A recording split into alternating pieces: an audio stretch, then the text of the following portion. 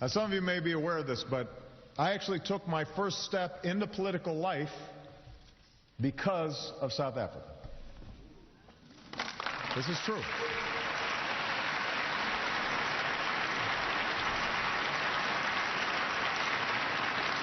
I was the same age as some of you, 19 years old, my whole life ahead of me.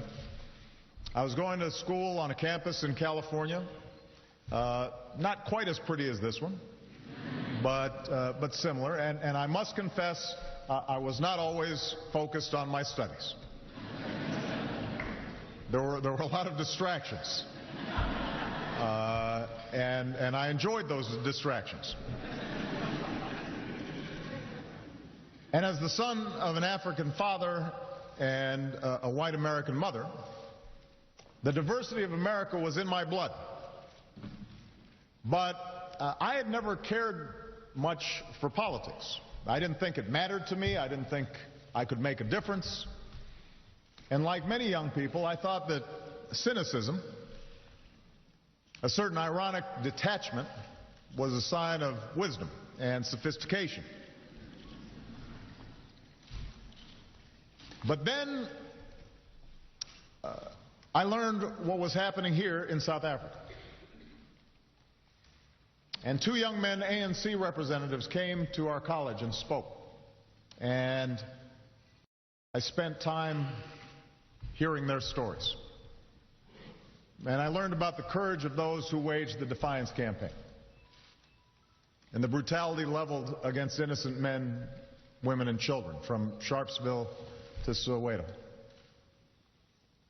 And I studied the leadership of Ituli and the words of Biko and the example of Madiba. And I knew that while brave people were imprisoned just off these shores on Robben Island, my own government in the United States was not standing on their side.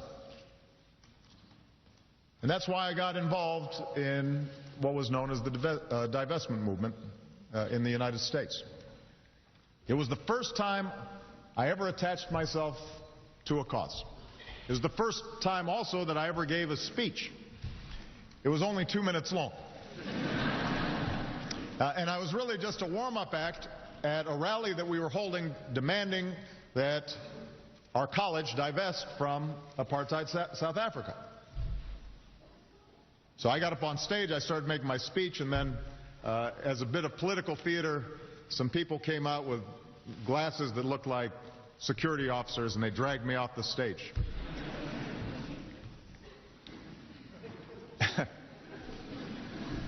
Fortunately, there are no records of this speech. But I remember struggling to express the anger and the passion that I was feeling, and to echo in some small way the moral clarity of freedom fighters an ocean away. And I'll be honest with you, when I was done, I did not think that I had made any difference. I was even a little embarrassed. And I thought to myself, what's a bunch of university kids doing in California that is somehow going to make a difference? It felt too distant from what people were going through in places like Soweto. But looking back, as I look at that 19-year-old young man, I'm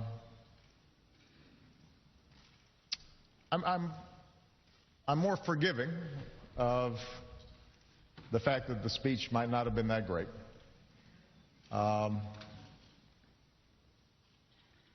Because I know now that something inside me was stirring at the time.